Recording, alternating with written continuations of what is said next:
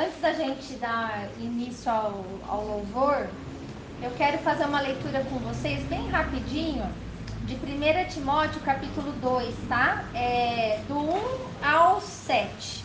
Eu vou ler e a gente vai ficar com essa palavra aqui. Paulo, escrevendo ao seu filho na fé, Timóteo.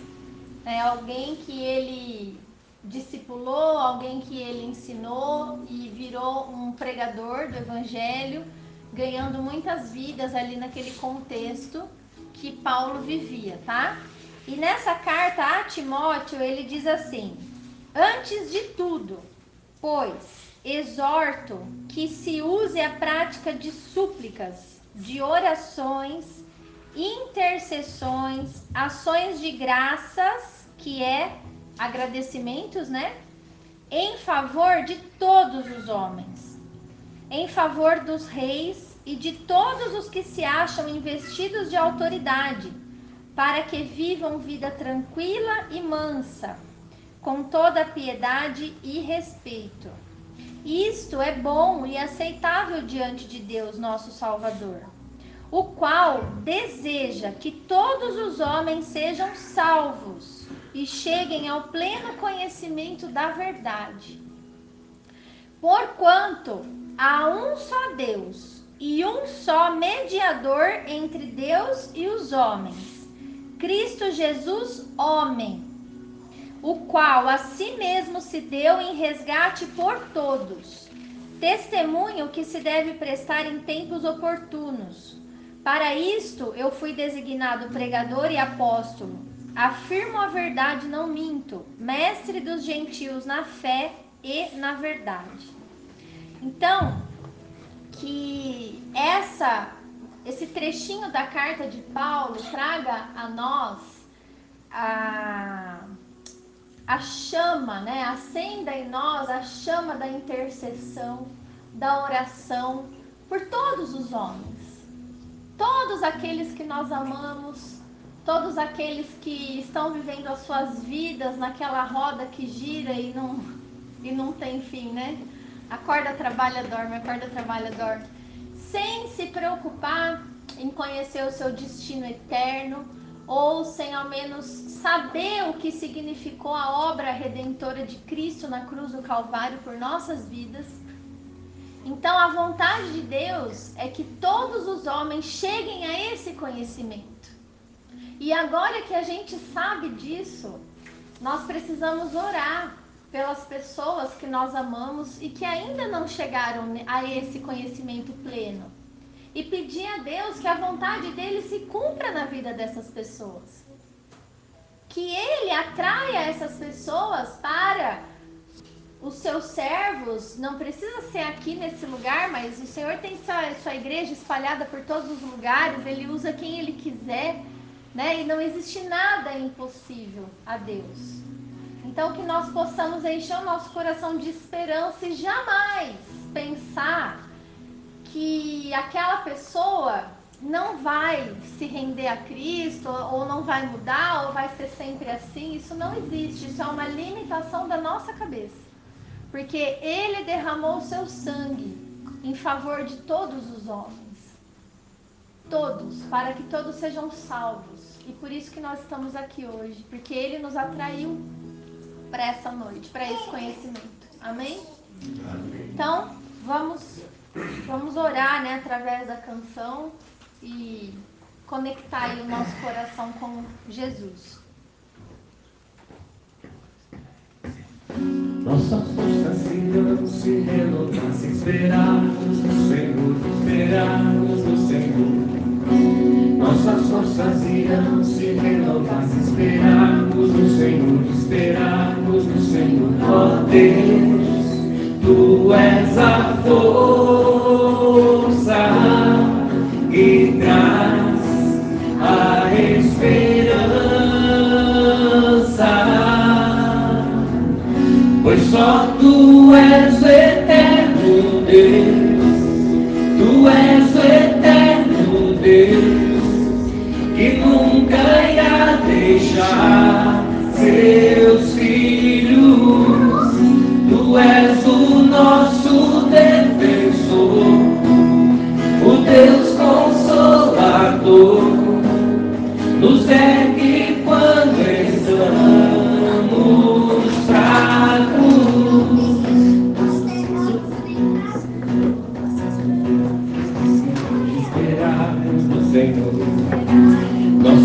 forças irão se renovar se esperarmos no Senhor, esperarmos no Senhor, ó Deus. Tu és a força que traz a esperança, pois só Tu és o eterno Deus, Tu és o eterno Deus, que nunca irá deixar seus filhos.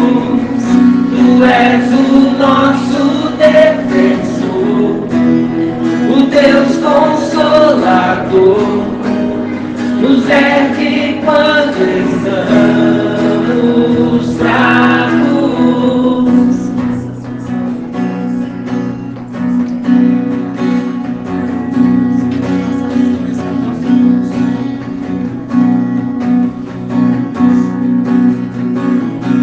Pois só Tu és o eterno Deus, Tu és o eterno Deus, Tu és o eterno Deus. Tu és o nosso defensor, o Deus Consolador, nos ergue quando estamos fracos. Nossas forças irão se renovar se esperarmos no Senhor, esperarmos no Senhor. Nossas forças irão se renovar se esperarmos no Senhor, esperarmos no Senhor.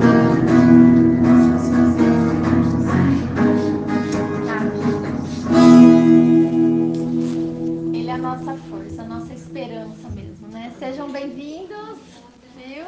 A essa casa de paz. Nós vamos fazer a leitura de Marcos, capítulo? Quem lembra? 14. A partir do versículo 27, né?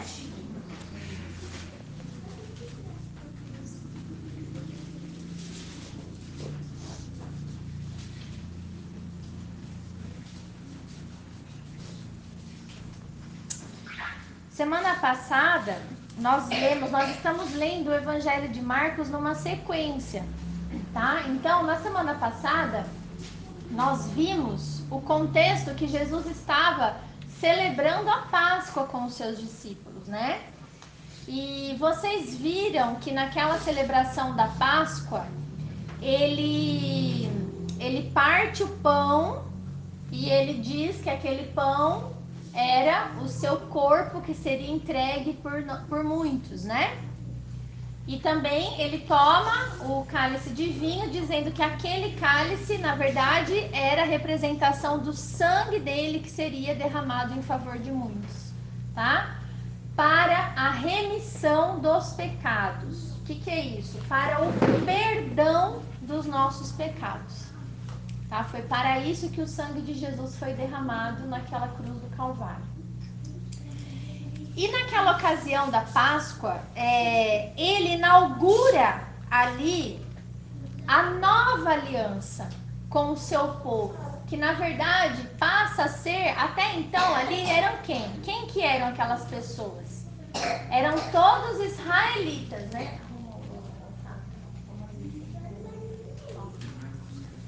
Eram todos israelitas, não eram? O contexto em que Jesus vivia, ele veio para o que era seu, mas os seus não o receberam, né? Quem eram os seus? O povo de Deus, o povo de Israel, de sangue, né? Aonde vigorava a antiga aliança. Mas ainda na antiga aliança, muitos gentios que não eram israelitas de sangue, eles se convertiam ao Deus de Israel. A gente vê relatos até desde o Egito, quando Moisés liberta aquele povo da escravidão, muitos egípcios foram com eles, foram embora com eles, rendidos ao Deus de Israel. Então a graça, o alcance da graça sempre esteve disponível a todos, na verdade, tá? Bom, e aí Jesus, antes dele ir para a cruz, então ele faz essa ceia, que hoje a gente conhece como Santa Ceia, e ele inaugura uma nova aliança com o seu povo. Então, quem é o seu povo? Israelitas e gentios. Pessoas de todas as nações que creem em Jesus e decidem obedecer os seus mandamentos. Só. Essa é a igreja de Jesus Cristo espalhada por toda a terra. Não existe uma placa, não existe um certo, um errado. O que existe é crer em Jesus, receber o seu perdão e seguir os seus ensinamentos, os seus mandamentos. Tá? Então, dentro desse contexto que ele estava ali com seus discípulos inaugurando essa nova aliança, porque dali, naquele mesmo dia, ele seria entregue. Como vocês, eu espero que vocês tenham visto o vídeo que eu postei de acréscimo no grupo do WhatsApp, que fala uma coisa muito importante para a gente entender como que Jesus morreu na Páscoa. Se o Shabat, se o feriado da Páscoa seria celebrado no dia seguinte. Não é estranho isso? Não é, porque o dia no calendário de Deus, ele não começa 6 horas da manhã. Ele começa às 6 da tarde do dia anterior. Então, a contagem é diferente. Então, vamos imaginar que o dia 14 de Nissan, que é a Páscoa judaica, ela começou às 6 da tarde, aonde Jesus entra naquele cenáculo, celebra a Santa Ceia, né, que é essa inauguração da nova aliança, e aí no dia seguinte ainda é 14 de Nissan. No dia seguinte, até às 6 da tarde, ainda é 14. Só vai virar 15 depois das 6 da tarde. E aí ele foi entregue, ele foi morto às 3 horas da tarde, antes da virada do dia da Páscoa, entendeu? Por isso que ele é a nossa Páscoa. Ele é o cordeiro que foi imolado para que nós possamos viver, tá? E fala Shabat, a gente fala, é sábado. Não, não é sábado. Shabat é sábado também, mas é feriado. Ou Shabaton, eles falam, é um feriado. Então, nem sempre o dia 14 de Nissan iria cair no sábado. Nesse caso, na ocasião da morte de Jesus, caiu numa quarta-feira, que era o meio da semana. Então, é só a gente entender assim, a gente vai para Gênesis e a gente vai entender que foi a tarde e a manhã, o primeiro dia. Foi a tarde e a manhã, o segundo dia. Então, o dia para Deus, ele não começa com o sol. Ele vem das trevas, da escuridão da noite para a luz. É o contrário, tá? Certo? Bom, dentro desse contexto, nós vamos continuar a leitura do versículo 27 em diante, tá? Então lhes disse Jesus: todos vós vos escandalizareis, porque está escrito: ferirei o pastor e as ovelhas ficarão dispersas. Onde está escrito isso? Alguém sabe? Qual foi o profeta que escreveu essa profecia? Ferirei o pastor e as ovelhas ficarão dispersas? Zacarias, capítulo 13, versículo 7. Eu vou abrir e eu quero mostrar uma... A gente tem visto muito sobre a cronologia dos acontecimentos, a ordem das coisas. Então, a gente sabe que Jesus morreu, ressuscitou ao terceiro dia, subiu aos céus. E lá está até agora. Isso faz mais ou menos uns 2000 anos, certo? Com a promessa de voltar, ok? Então, essa é a cronologia, certo? Agora, vamos para o profeta Zacarias, que é Antigo Testamento, quando ele citou isso. Está escrito assim, ó, capítulo 13, versículo 7. Desperta, ó espada, contra o meu pastor e contra o homem que é o meu companheiro. diz o Senhor dos Exércitos. Fere o pastor, e as ovelhas ficarão dispersas, mas volverei a mão para os pequeninos. E em toda a terra, diz o Senhor, 2/3 dela serão eliminados e perecerão, mas a terceira parte restará nela. E farei passar essa terceira parte pelo fogo, e a purificarei como se purifica a prata, e a provarei como se prova o ouro. Ela invocará o meu nome, e eu a ouvirei, e direi, é meu povo. E ela dirá, o Senhor é o meu Deus. Vocês entenderam que o profeta Zacarias está entregando uma palavra futura a respeito do Messias, o que ia acontecer com o Messias. Por que com o Messias? Porque Jesus acabou de dizer essa passagem sobre ele mesmo. Entendeu? Então, quando ele fala assim, a espada ela vai ser despertada contra o meu pastor e contra o homem que é o meu companheiro, não está escrito Messias aqui. Mas pelo que Jesus citou na Santa Ceia, a gente entende que era dele que estava sendo falado, porque ele andava com Deus. E ele era e é ainda o bom pastor dessas ovelhas, que somos nós, o seu povo.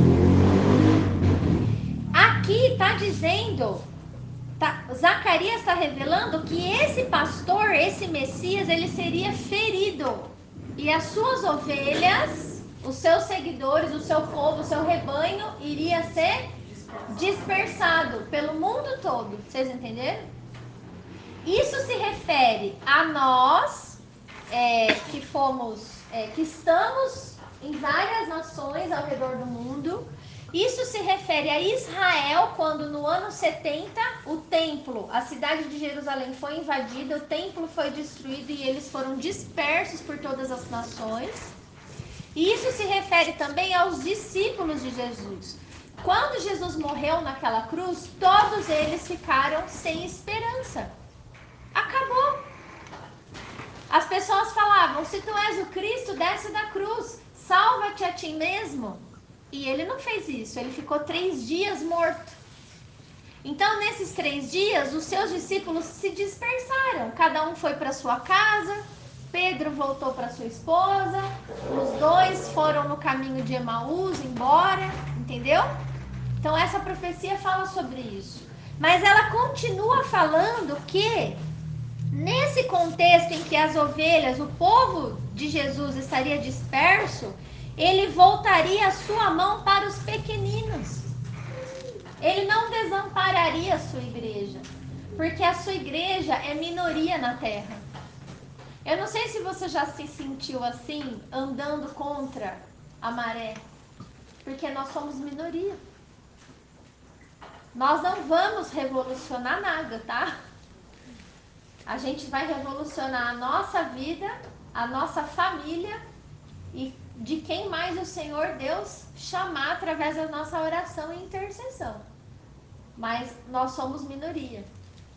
Ele diz também que nesse contexto, em toda a terra haveria uma redução populacional.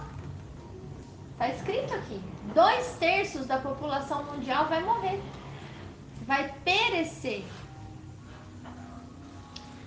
E vai restar 1/3 só.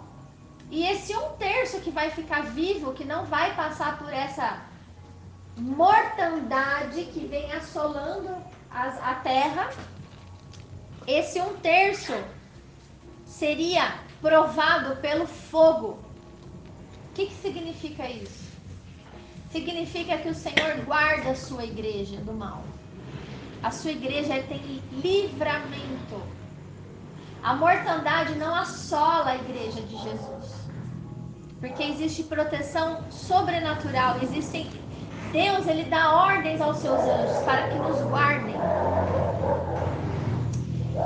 E significa que ao mesmo tempo que nós vamos sobreviver a essas coisas, nós também seremos provados no nosso coração. Se nós realmente amamos o Senhor de todo o nosso coração, de toda a nossa alma, será que nós vamos sustentar o nosso nosso testemunho de seguidores de Jesus no meio de uma geração completamente pervertida? Fala, Liz. Sim. Tá? O Senhor, Ele dá ordem aos seus anjos para que nos guardem. Esses são os anjos da guarda celestial de Deus. Não sei se é uma coisa tão personalizada assim, filha, mas que tem um exército suficiente para guardar a igreja, sim. Nós temos que entender que Deus, Ele é soberano, Ele é rei. Cada vez que a gente pede socorro para Ele, vocês acham que Ele levanta do seu trono e vem te socorrer? Ou Ele dá ordens aos seus servos que são enviados para te socorrer? Entendeu? Exatamente. Tá? Então é nesse sentido. Por isso que a gente não deve prestar culto a anjos. O culto é a Deus que libera os seus anjos, que dá ordens aos seus anjos, né? Quando, se eu não me engano, João em Apocalipse se prostra diante do anjo que está falando com ele, ele fala: não faça isso, eu sou conservo teu, adora a Deus, tá? Então é muito importante a gente ter esse entendimento de todas as coisas. Amanda, Oi? e esse 2/3 que está falando é lá do passado? É do futuro. É do futuro. Por quê? Porque ele está dizendo que esse 1/3 que vai restar, que vai ser provado, que vai ser purificado como a prata, né? Provado na sua fé, invocará o nome de Jesus e ele reconhecerá: é meu povo. Entendeu? E por que nós vamos invocar o nome de Jesus? Porque os dias são difíceis. Porque o pecado está aumentando. O amor das pessoas está se esfriando. Nós passaremos por tempos difíceis. Caiam 1000 ao teu lado, 10.000 à tua direita, e tu não serás atingido. Esse salmo fala sobre o quê? Sobre o final. Antes da volta. E logo em seguida a essa profecia, seguindo a cronologia, ele vai falar sobre a volta de Jesus. Ele já entra falando: eis que vem o dia do Senhor, em que os teus despojos se repartirão no meio de ti. Porque eu ajuntarei todas as nações para pelejar para a guerra contra Jerusalém. E a cidade será tomada, e as casas serão saqueadas, e as mulheres serão forçadas. Metade da cidade sairá para o cativeiro, mas o restante do povo não será expulso da cidade. Então sairá o Senhor e pelejará contra estas nações, como pelejou no dia da batalha. Naquele dia estarão os seus pés sobre o Monte das Oliveiras. Então, o que é que vai fazer Jesus Cristo se levantar do seu trono e descer na terra? E botar os pés dele no Monte das Oliveiras em Jerusalém? Quando todas as nações se reunirem e invadirem a cidade de Jerusalém. E a cidade vai ser tomada. Vai acontecer isso. Esse é o último sinal. Porque o Senhor tem aliança com Israel. Ele nunca vai abandonar Israel. E quando ele descer, Israel vai ver o seu Redentor, o Messias, vindo. Com as suas marcas. E vão reconhecer que Jesus era o Messias. Por isso que a palavra diz que quando ele voltar, todo joelho se dobrará e toda língua confessará que Jesus Cristo é o Senhor. Tá? Então isso vai acontecer. Esse é o último sinal. Ó, os pés estarão no Monte das Oliveiras, que está de frente de Jerusalém para o oriente. O Monte das Oliveiras será fendido pelo meio, para o oriente e para o ocidente. E haverá um vale muito grande. Metade do monte se apartará para o norte e a outra metade para o sul. Fugireis pelos vales dos montes, porque o vale dos montes chegará até Azal. Sim, fugireis, como fugiste do terremoto no dia de Uzias, rei de Judá. Então virá o Senhor, meu Deus, e todos os santos com ele. Quem que vai vir com Jesus?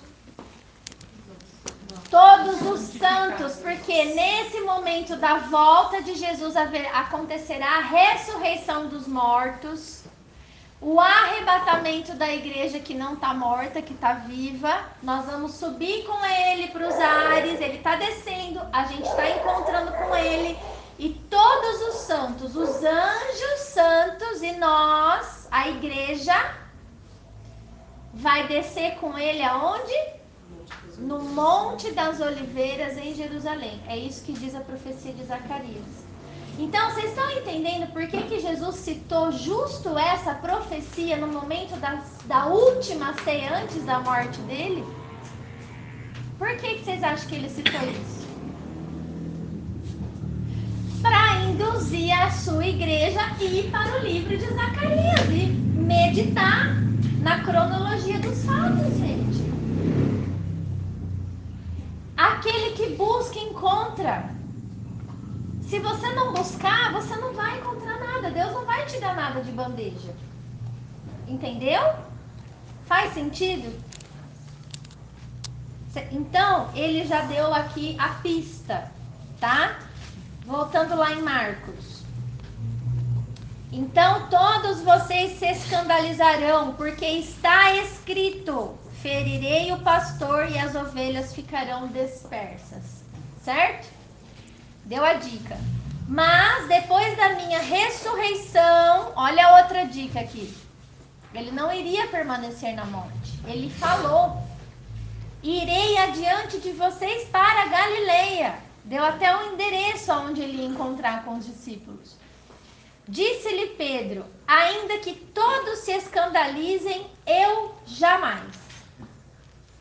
Respondeu-lhe Jesus: em verdade eu te digo que hoje, nesta noite, antes que 2 vezes cante o galo, tu me negarás 3 vezes. Mas ele insistia com veemência: ainda que me seja necessário morrer contigo, de modo nenhum te negarei. Assim disseram todos. Quando eu vejo isso, eu vejo uma pessoa muito autoconfiante, né? Pedro, ele confiava muito nele mesmo, na fé que ele tinha, nos passos que ele dava, né? Mesmo Jesus alertando ele, ele insistia na força do seu braço. Pedro, você vai fazer isso? Não, eu não. Você vai cair, Pedro. Não, eu não vou cair. Eu estou firmado. Não são as nossas palavras e as nossas boas intenções que valem ou o que determina o nosso futuro, mas são as nossas atitudes. São passos concretos que precisam ser dados dia após dia por nós. Pedro estava cheio de boa intenção. Olha que palavra confortante que ele deu para o amigo dele, Jesus. Não, todos esses aqui, ó, eu não sei. Celisa, Cássia, mas eu me garanto, eu jamais te negarei. Eu irei para a morte se for preciso. Eles eu não sei. Olha que palavra bonita. Convence, né? Mas de boa intenção o inferno está cheio. O que nós precisamos aprender a fazer na direção de Deus é ter atitudes concretas de obediência, de fé, de obras da fé. É isso que nós precisamos. O Senhor, ele quer atitude, ele não quer palavras, né? Porque ele conhece as nossas fraquezas, o nosso coração. E ele sabe que a gente não é capaz de sustentar as nossas palavras, tá? Então foram a um lugar chamado Getsemane. Ali, chegados, disse Jesus a seus discípulos: assentai-vos aqui enquanto eu vou orar. E levando consigo a Pedro, Tiago e João, começou a sentir-se tomado de pavor e de angústia. Então imagina, Jesus, ele simplesmente tinha 12 que seguiam ele, mas ele pega aqueles que eram mais chegados, aqueles que não desgrudavam dele, né? Que viram coisas que os outros não viram. E ele estava no pior momento da vida dele. Ele estava tomado de pavor. Ele estava apavorado pelo que ia acontecer com ele. E ele estava angustiado e ele precisava mais do que tudo de um amigo. Então ele pega os 13 e fala: vem comigo, tá? E disse assim para eles: a minha alma está profundamente triste até a morte. Ficai aqui e vigiai. E adiantando-se um pouco, prostrou-se em terra e orava para que, se possível, lhe fosse poupada aquela hora. E ele dizia: Abba, Pai, tudo te é possível. Passa de mim este cálice.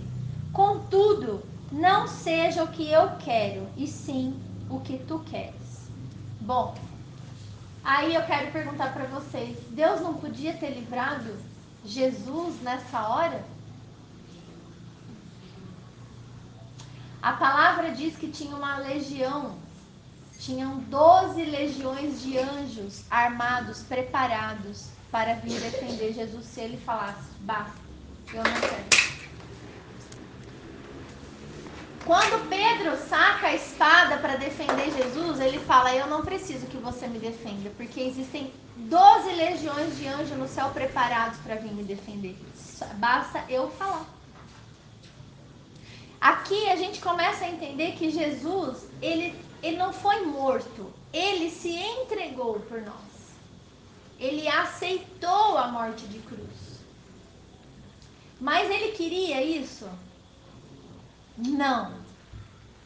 Porque ele era um homem. Ele não era como a gente aprende às vezes na igreja, que ele não sentiu nada, só saiu um sanguinho assim, sabe? Aquele furinho e um sanguinho. Entendeu? Não, ele não era divino. Jesus era um homem. Ele não queria ir para a cruz. Tanto é que se ele quisesse, ele não ia pedir. Mas ele queria que a vontade do Pai, ou seja, a vontade de Deus Pai, que estava naquele momento com toda onisciência, onipotência e onipresença, que são características que só Deus tem, que essa vontade fosse cumprida na terra por nós, pela humanidade. Então ele disse: não seja feita a minha vontade, mas seja feita a sua vontade. E aí eu quero perguntar para vocês: vocês já leram alguma vez na Bíblia qual é a vontade do Pai? Biblicamente falando, acabamos de ler. Que todos sejam salvos e cheguem ao pleno conhecimento da verdade. Qual é a verdade? Continuação do texto. Qual é a verdade? A verdade de que existe um só Deus, não existe outra divindade. E existe um só mediador entre Deus e os homens. Cristo Jesus, homem, o qual a si mesmo se deu em resgate por todos. Então, quem está no céu intercedendo pelos homens? Jesus. Mais ninguém. Tá? Eu vou ler alguns textos aqui para vocês. Isaías 53, 10 a 12 nos revela qual é a vontade do Pai. Diz assim, olha: todavia ao Senhor agradou moê-lo, fazendo-o enfermar, quando der ele a sua alma como oferta pelo pecado. Verá a sua posteridade e prolongará os seus dias, e a vontade do Senhor prosperará nas suas mãos. Então está dizendo que quando Jesus entregasse a alma dele como oferta pelo pecado, em troca do nosso pecado, ele veria a sua posteridade, ele veria o que? Os filhos de Deus sendo feitos filhos de Deus, sendo perdoados, lavados e remidos do pecado. E ele prolongaria os dias dos filhos de Deus, dando o quê? Vida eterna. Ele verá o fruto, ou seja, o resultado do penoso trabalho de sua alma e ficará satisfeito. O meu servo, o justo, com o seu conhecimento, justificará a muitos, porque as iniquidades deles levará sobre si. Então, como que Jesus vai justificar a muitos? Como que Jesus vai chegar diante de Deus e falar assim: Pai, a Amanda está justificada do pecado dela. Ela está perdoada. Como que ele vai fazer isso? Alguém tem que pagar pelo pecado. Vamos imaginar o que aconteceu essa semana? Esse cara que fez isso daí na creche. É um ser humano, não é um homem? Ok, é um ser humano. O que ele fez? Vocês acham que ele tem que pagar pelo que ele fez? Ou só perdoar ele já tá bom? Se ele se arrepender. Vamos supor que ele se converte, ele encontra com Jesus, ele se arrepende e é salvo. Ele tem que pagar pelo crime que ele fez? Ou só falando que se arrependeu tá tudo certo? O que vocês acham? Na justiça de vocês, na justiça humana. Tem que pagar. É justo, Cris, é justo esse homem ser perdoado por Deus sem ter que pagar nada? Não é justo. Por isso Jesus pagou o preço que ele deveria pagar na cruz. Por isso foi tão caro. Porque você mente e o cara que faz o que ele fez. Quem vai pagar o pecado dele? Jesus pagou. Você entendeu? Por que foi tão duro? Por que foi a ira de Deus foi descarregada no corpo físico de Jesus Cristo naquela cruz? Entendeu? É como se esse homem por ventura vier a se arrepender verdadeiramente do que ele fez e ele encontrar com Cristo, isso é possível, a todos os homens isso é possível, tá? Por que Deus vai aceitar a oração desse homem? Porque Jesus vai chegar diante de falar: eu paguei no lugar dele.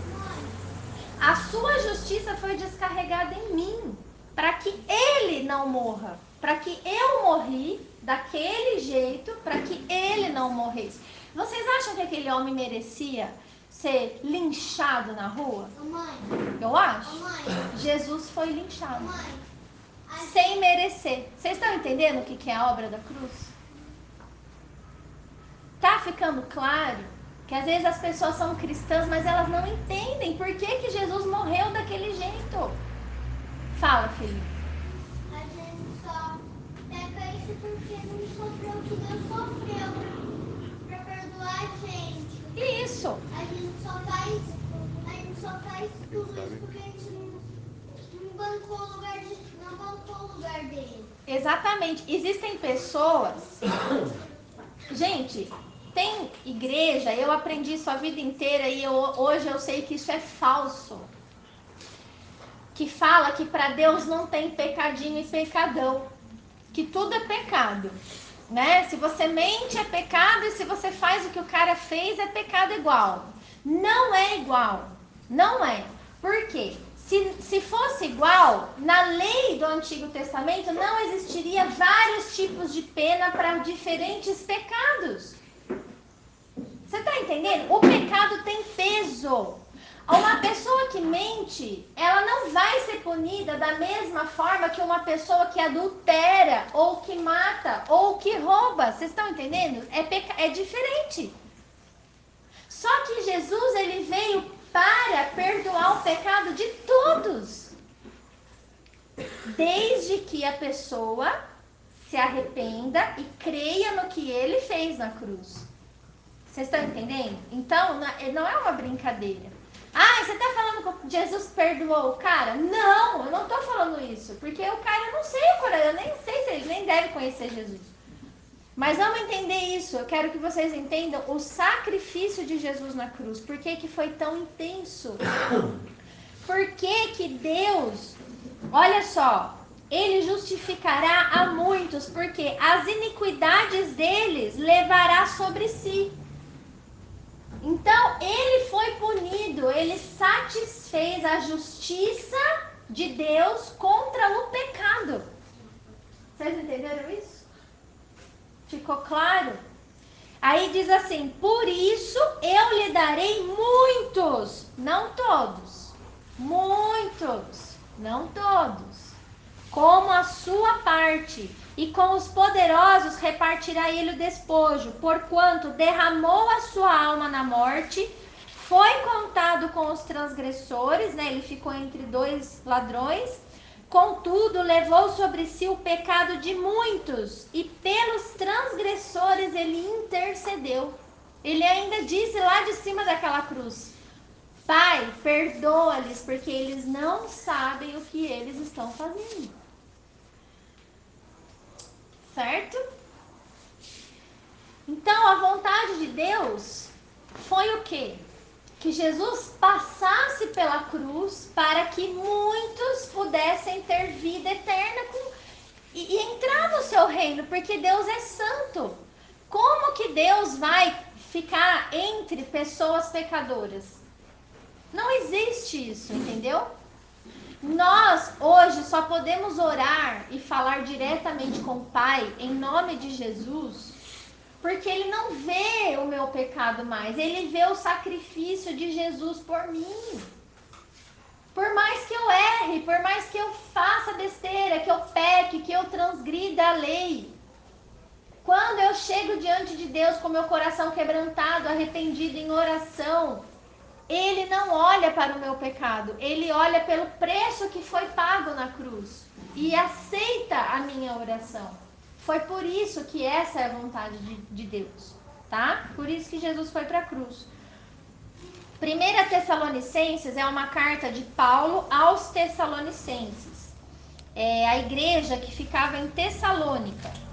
Aqui ele fala sobre isso, ele fala assim, ó, capítulo 1, 9 e 10, diz assim, ó. Eu vou ler parte só para vocês entenderem, tá? E como, deixando os ídolos, vos convertestes a Deus para servirdes o Deus vivo e verdadeiro, e para aguardardes dos céus o seu Filho, a quem ele ressuscitou dentre os mortos, Jesus, que nos livra da ira vindoura. Então, presta atenção. Nós fomos salvos do quê? Da ira vindoura, da ira de Deus contra o pecado, que vai descer sobre todo pecador. A palavra diz que Deus vai acabar com os pecadores na terra.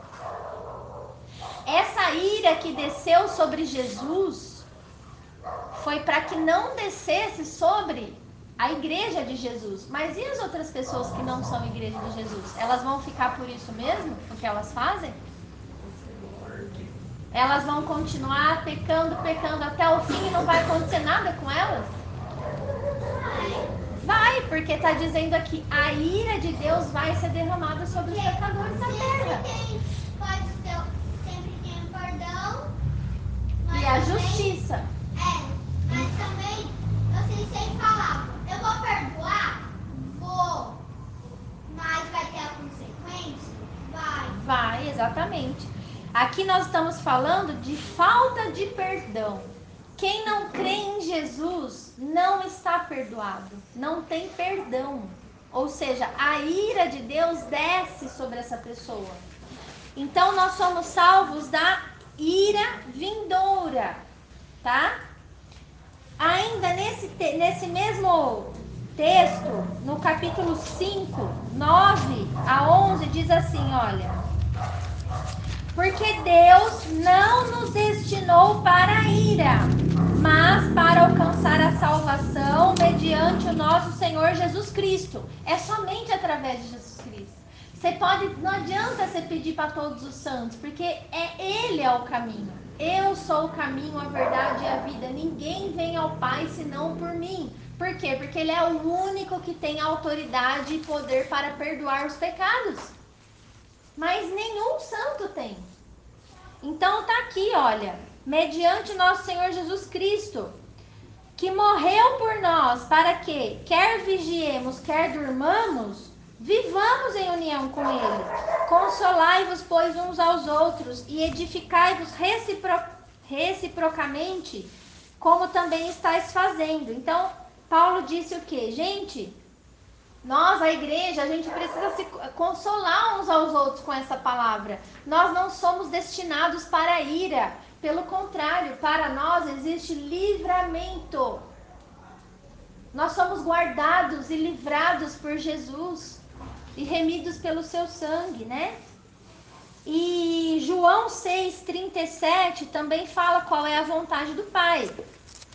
Olha só que coisa linda. Você tem que decorar esse texto. João 6,37. Todo aquele que o Pai me dá, esse virá a mim, e o que vem a mim, de modo nenhum o lançarei fora. Então, mas assim você não sabe o meu pecado. Eu não sei, eu não quero nem saber. A única coisa que eu sei é que Jesus disse que todo aquele que vai até Ele, de maneira nenhuma Ele lançará fora. Então não importa o tamanho do teu pecado. Porque eu desci do céu, não para fazer a minha própria vontade, e sim a vontade daquele que me enviou. E a vontade de quem me enviou é esta, que nenhum eu perca, de todos os que me deu. Pelo contrário, eu o ressuscitarei no último dia. Esse último dia é o dia da volta de Jesus. Então, mesmo que a gente morra pela nossa fé em Cristo, o que vai acontecer com a gente no último dia, na volta de Jesus? Nós vamos voltar a viver. Imagina para os nossos inimigos. Imagina para aquele cara que está cortando garganta de cristão e falando, nega a tua fé em Cristo. E ele não nega, ele morre. Imagina o dia da volta, esse mesmo cara vendo aquele que ele quis exterminar, voltando a viver eternamente, e ele recebendo a ira, o peso da justiça de Deus sobre a vida dele, porque não creu em Jesus. Isso é a justiça de Deus. De fato, a vontade do meu Pai é que todo homem que vir o Filho e nele crer tenha a vida eterna. E eu, Jesus, o ressuscitarei no último dia. A ressurreição é a base da nossa fé cristã. Quem não crê na ressurreição não sabe em quem está crendo.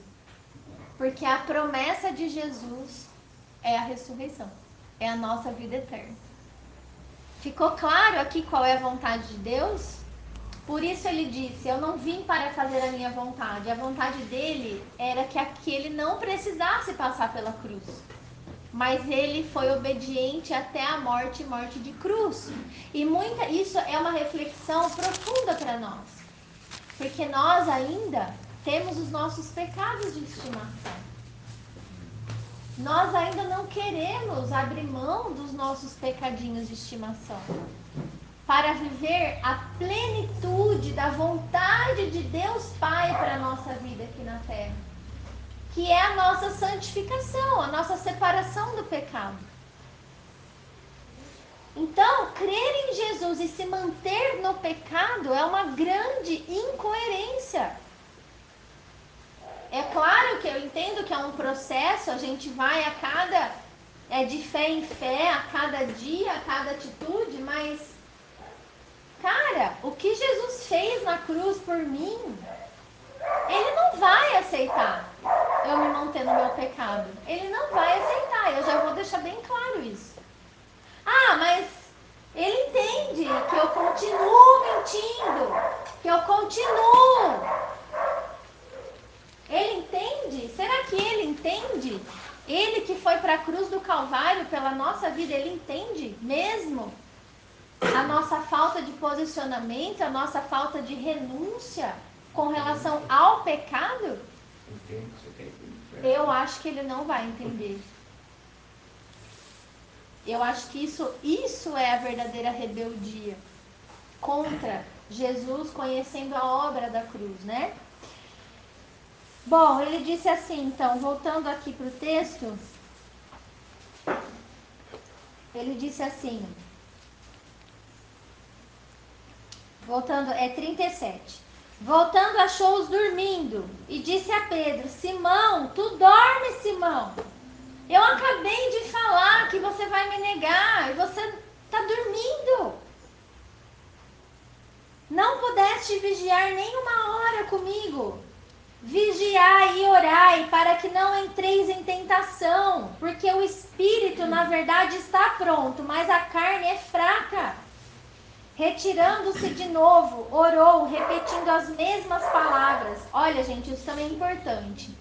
A palavra de Deus diz assim, a gente está falando de renúncia, de abandono de pecado. A palavra diz, resistir ao diabo e ele fugirá de vocês. A gente não tem que querer pegar o diabo pelo chifre, sabe? A gente tem que fugir da aparência do mal. Se o seu problema é o adultério, por que você fica com aquele contato no seu celular? Você acha que você... eu aguento. Você não aguenta. Está escrito aqui, a carne é fraca. Você até quer aguentar. Mas se você não fugir da aparência do mal, você vai cair. Está avisado. Vocês estão entendendo? Mas é só uma cervejinha. Não é só uma cervejinha. Não é. Né? Exatamente. Gente, fujam do pecado. Santifique o corpo, né? O espírito está pronto, mas a carne é fraca. Retirando-se de novo, orou, repetindo as mesmas palavras. Voltando, achou-os outra vez dormindo, porque os seus olhos estavam pesados, eles estavam com sono e não sabiam o que lhe responder. E veio pela terceira vez e disse-lhes: ainda dormis e repousais. Basta, chegou a hora, o Filho do Homem está sendo entregue na mão dos pecadores. Levantai-vos, vamos daqui, eis que o traidor se aproxima. E logo falava ele ainda, quando chegou Judas, um dos 12, e com ele, vinda da parte dos principais sacerdotes, escribas e anciãos, uma turba de espadas e porretes. Ora, o traidor tinha lhes dado esta senha: aquele a quem eu beijar é esse, prendei-o e levai-o com segurança. E logo que chegou, aproximando-se, disse-lhe: mestre, e o beijou. Então, foi dessa forma que Jesus foi traído. Então, assim, até isso serve para a gente parar de olhar para o lado também. Deus, Ele conhece o nosso coração. Ele conhece a intenção do nosso coração e a nossa renúncia. Não adianta eu ficar olhando o que o Ronaldo faz ou a vida do Ronaldo. Porque ele pode parecer um santo. Mas ele pode ser um Judas. Porque o Judas, ele não se mostra Judas. Entende? E muitas pessoas não querem ir na igreja por causa do fulano, por causa do outro, porque o outro faz, que ele faz isso. Vamos olhar para dentro de nós. Cada um vai ter a sua paga. Isso é uma coisa certa no final dessa história. Não é verdade?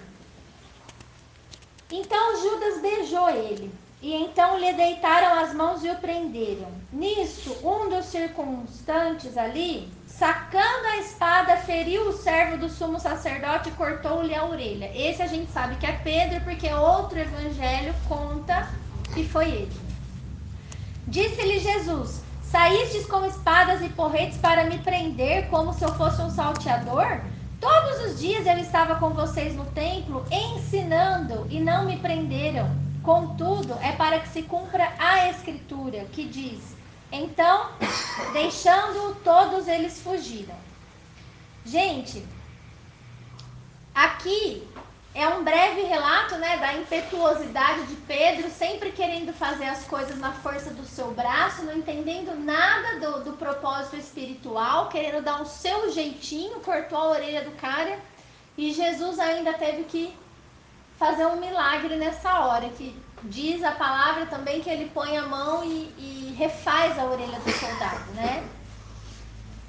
Aí diz aqui o relato: seguia-se um jovem coberto unicamente com um lençol e lançaram-lhe a mão, mas ele, largando o lençol, fugiu pelado. Alguns estudiosos dizem que esse jovem era o próprio Marcos que estava ali. Ele foi uma testemunha ocular, ele era sobrinho de Pedro. E ele devia ser um adolescente. E aí, no meio do pânico, ele estava despreparado. Ele fugiu, deixando até as carroças dele para fora, de tão com medo que ele ficou do que estava acontecendo ali, tá?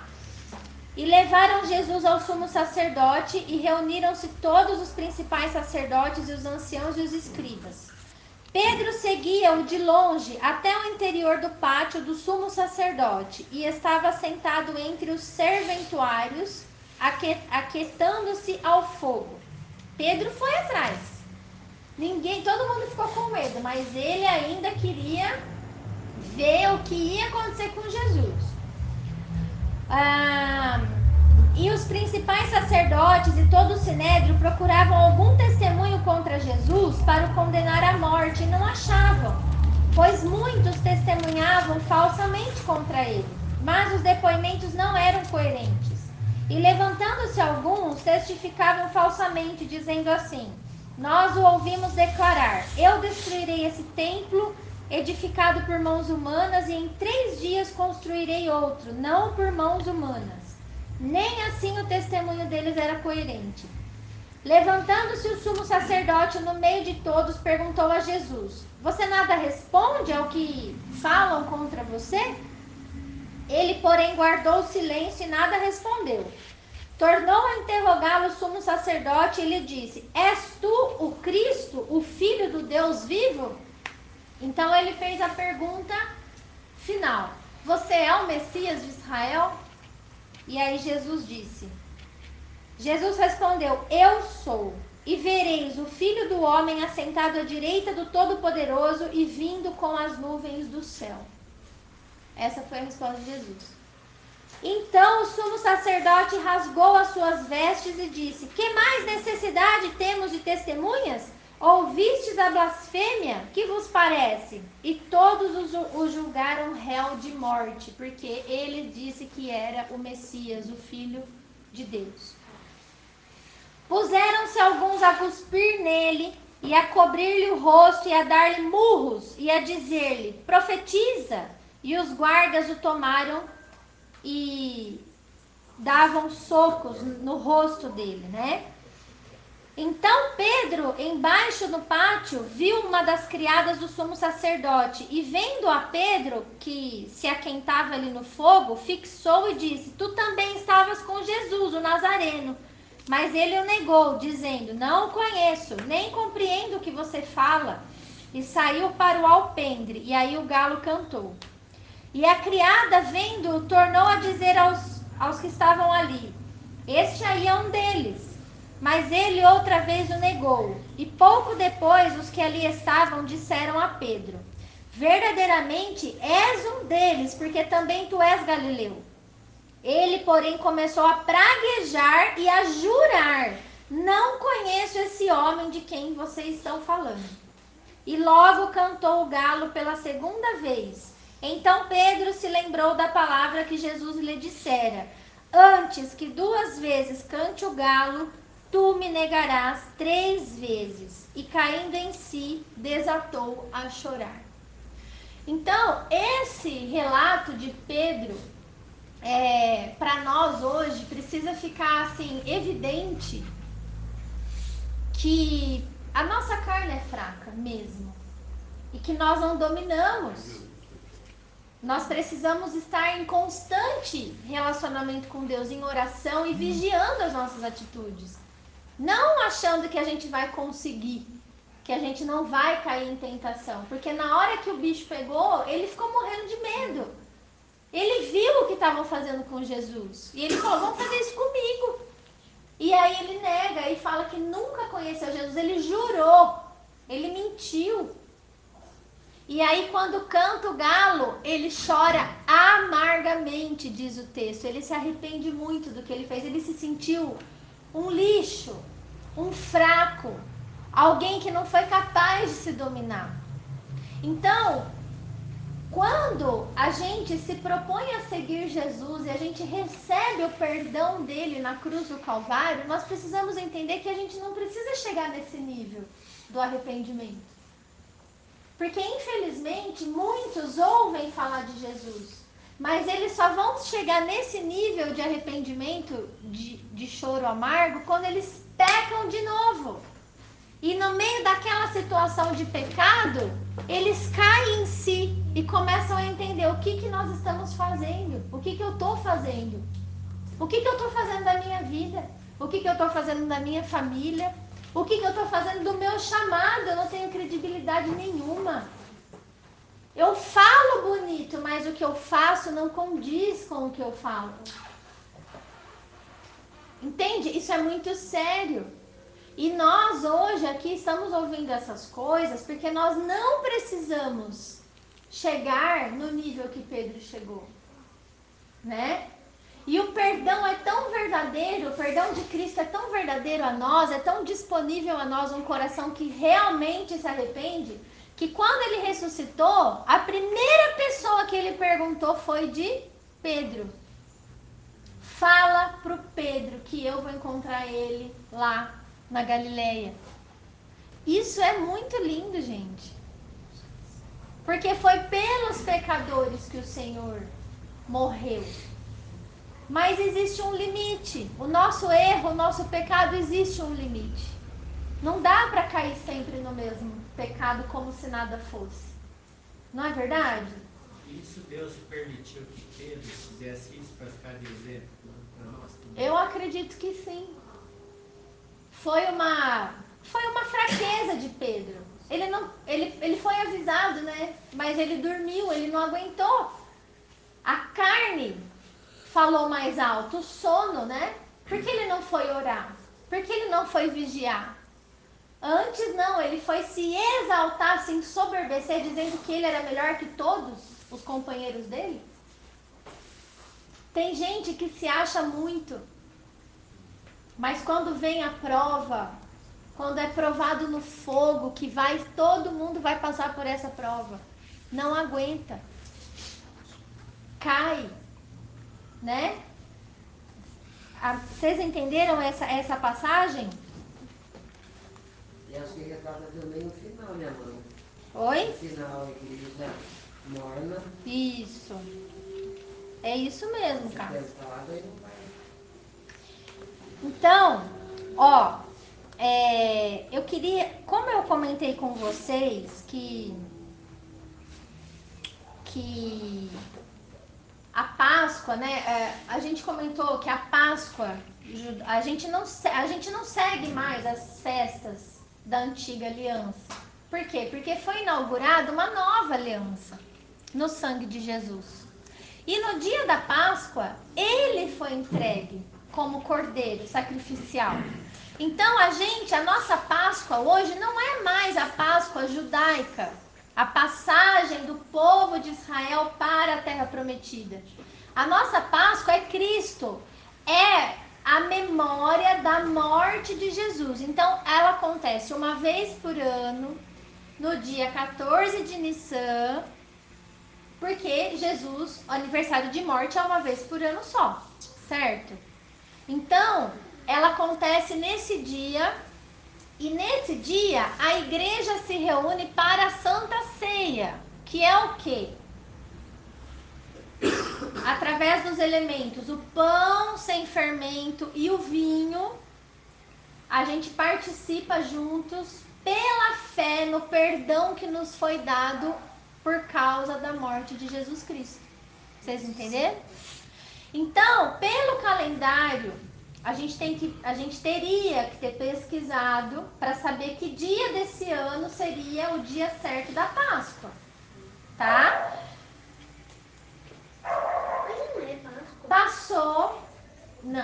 Passou, mas o que acontece? Eu pesquisei e o dia caiu no pôr do sol do dia 4 de abril.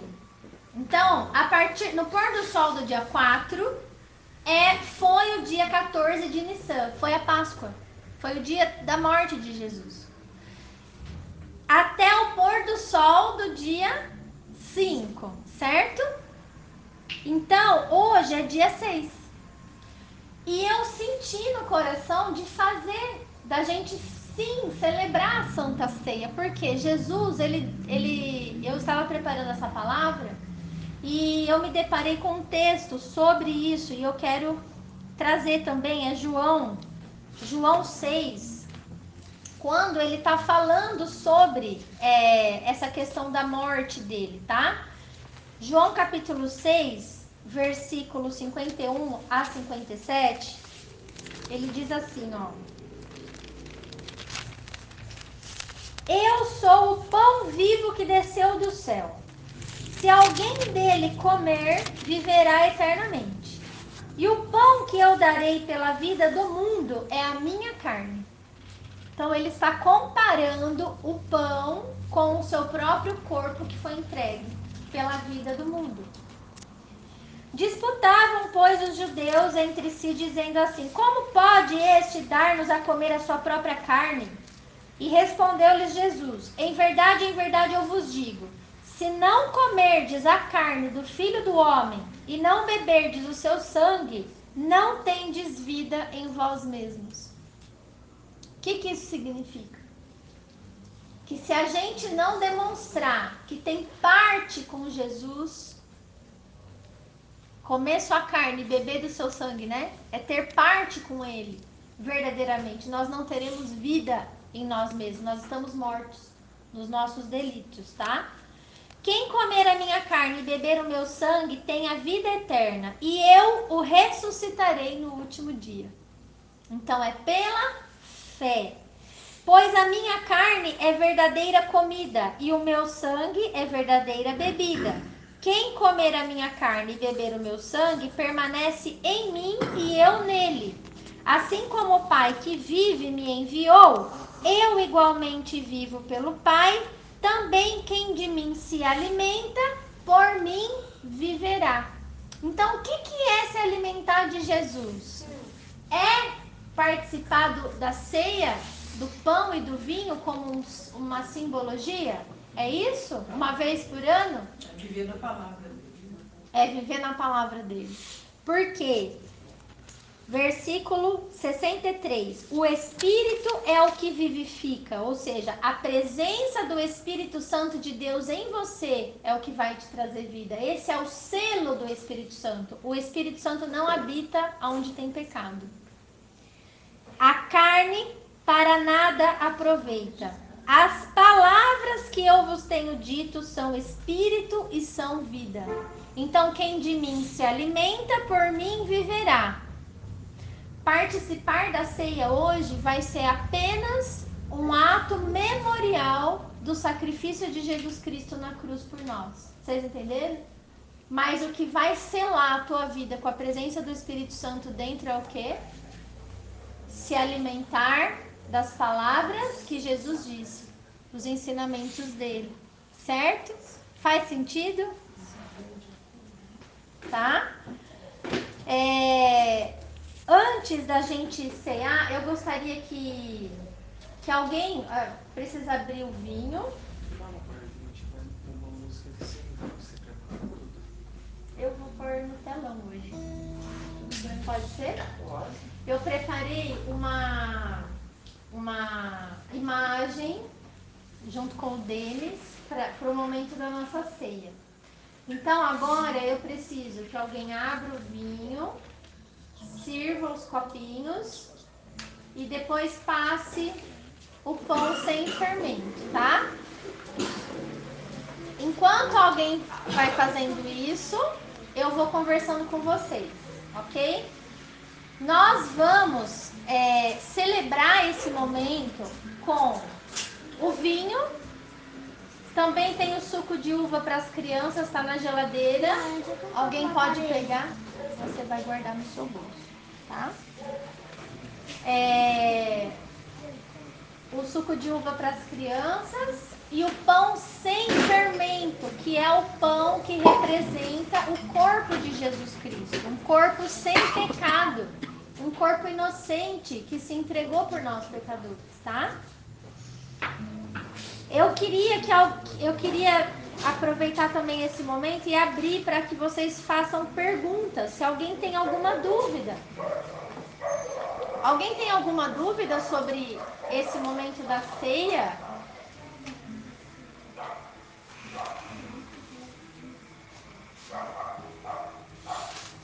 Quer fazer uma pergunta ainda sobre o sacrifício de Jesus? Alguma coisa que você não compreende muito bem? Pode, esse é o momento. Amanda, por que ele fala que não por todos que ele vai se sacrificar, né? É isso. Por muitos. Por muitos, mas não por todos. É porque é por aqueles que não o seguem, esses que ele não se sacrificará. Isso. Como que Deus vai perdoar uma pessoa que nem quer o perdão dele e despreza o seu Filho Jesus Cristo e as suas leis e os seus mandamentos? Existe nexo nisso? Então, não é por todos. O perdão veio a muitos. A obra foi por todos, mas nem todos receberam isso. Vocês compreenderam? Uns por ignorância, outros por desprezo. Cadê? Filho, pega um e passa. Outros por desprezo, certo? Existem vários motivos, né? Tá.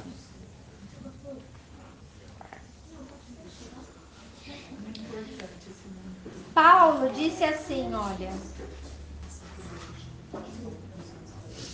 Paulo, quando estava ministrando a Santa Ceia à igreja em Corinto, ele disse assim, ó: porque eu recebi do Senhor o que também vos entreguei, que o Senhor Jesus, na noite em que foi traído, ele tomou o pão e, tendo dado graças, o partiu e disse: isto é o meu corpo que é dado por vós. Fazei isto em memória de mim. Então nós estamos aqui relembrando a morte de Jesus, não a ressurreição de Jesus. Nós vamos tomar tudo junto, tá, gente? Segura o seu... Todo mundo segura aí. As crianças é o suquinho de uva. Por semelhante modo, depois de haver ceado, né, ele também tomou o cálice, dizendo assim: este cálice é a nova aliança no meu sangue. Fazei isto todas as vezes que o beberdes em memória de mim. De novo, para que a gente lembre que o sangue foi derramado por nós na cruz. E que todas as vezes que você se sentir indigno, que você se sentir abandonado, que você se sentir fraco, humilhado, você vai lembrar do que Jesus fez por você. E entender que Ele nos amou primeiro, muito mais do que qualquer outra pessoa. Ele se entregou muito antes da gente nascer, né? Tá? E nós estávamos perdidos no mundo, nos nossos pecados. Longe de Deus, a gente nem queria. Mas nós fomos atraídos de alguma forma a esse conhecimento para prestar essa reverência a esse culto nessa noite. Não é verdade? Ele explica o seguinte, ele explica assim, olha, porque todas as vezes que comerdes este pão e beberdes o cálice, anunciais a morte do Senhor Jesus até que ele volte, tá? Então, examine-se, pois, o homem a si mesmo, e assim coma do pão e beba do cálice, pois quem come e bebe sem discernir o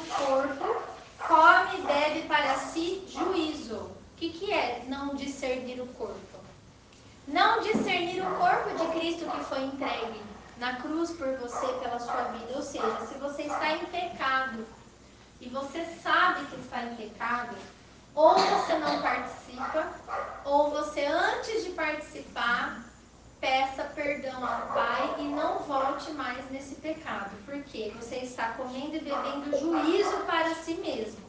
Eis a razão porque há alguns de vocês fracos e doentes e não poucos que dormem. Porque se nós julgássemos a nós mesmos, não seríamos julgados. Mas, quando somos julgados, somos disciplinados pelo Senhor para não sermos mais condenados com o mundo. Então, a gente precisa, agora, tomar uma decisão de abandonar o nosso pecado e fazer valer a obra salvadora de Jesus na cruz do Calvário por todos nós.